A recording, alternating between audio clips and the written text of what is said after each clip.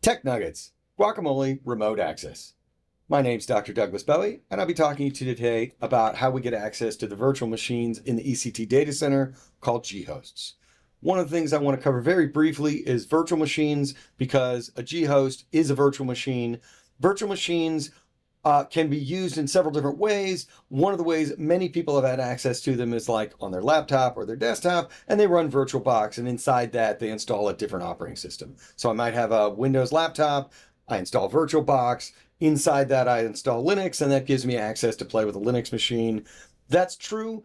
In our case, we're running very large pieces of hardware that run many virtual machines at the same time. Now, this leads to an interesting dilemma. On your laptop, you can get to the virtual machine that you've installed using your normal keyboard and mouse. But when it's installed in the data center, we have a problem where there's no local keyboard and mouse to get at. So we need a different way to be able to get at that ghost, that virtual machine. To do that, we've installed Guacamole. Guacamole is a web-based interface that will allow us to have access to it. We put in rm.its.ohio.edu into our browser, and it'll prompt you with your Ohio University credentials. You'll want your username, your password, it'll do two-factor auth, and when you get through all that, it should bring you to this screen that you see on the right. There'll be a little indicator from your browser, and depending on your browser, I'm using Chrome here, depending on your browser, it'll look a little differently, but it'll want to know if it's okay for the website to have access to the clipboard. We would like to allow that because we'll want to be able to copy data to and from the virtual sessions here inside Guacamole. And so the browser's trying to protect you by saying, hey, it's going to want to do that. We're going to want to allow that option. Once we've opened up the folder for, say, 2300, you'll see some options, right? You'll see the ITS 2300 GNS3 076 Bowie. That's my GUI session that lets me in. You'll also see beneath that, I've opened up one that ends in SSH. One's a GUI session, the top one. The bottom one's an SSH session, which is a CLI, command line interface. That will allow us access to that. And I'm going to show you the GUI, and then we're going to talk a little about the SSH connection. The GUI connection here, very standard stuff. It's a GUI operating system. If you've ever used one, which I'm sure you have, it has browsers, it has file managers. The little blue lizard is GNS3, which is a piece of software we're going to use a lot in many of our classes that'll let us make virtual network designs and play with different services and features as we go along. The second option here that you had was SSH, again in a browser, and you can see that we've got a variety of SSH. I did a directory, and we can see it's all command line based. This is going to be an option we use less, but occasionally we'll need to use it to do maintenance or install software, something like that. So let's go on to the practical demonstration, and I'll show you how we log in, how we use the GUIs, and do that kind of stuff. All right, so I've got a browser running.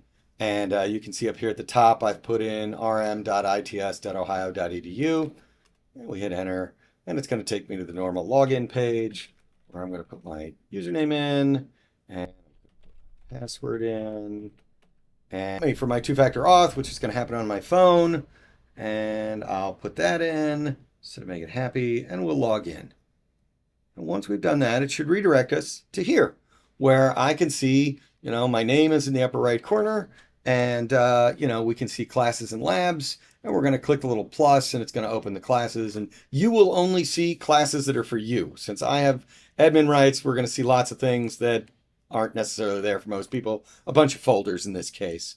But you can see I'm opening up different folders. I open up 2300, and I've got a link here. This link that I've got highlighted will take me to my GUI session, and the SSH folder will hold my SSH connection. That way we can tell them apart a little easier. And I'll click on that, and it should log me right in. And ta-da, there we go. We get logged into the... Now, again, we're in a browser, so we should be able to, open a file manager, and we can look at files. Takes a little bit to open. Ta-da, we can look at files, we can open browsers. Now, all of this is running on the remote machine in the ECT data center. So none of this is running locally on the machine. The browser, the only thing the browser is doing is browsing. And that's what I ran Firefox up here at the top, and that's what we'll see.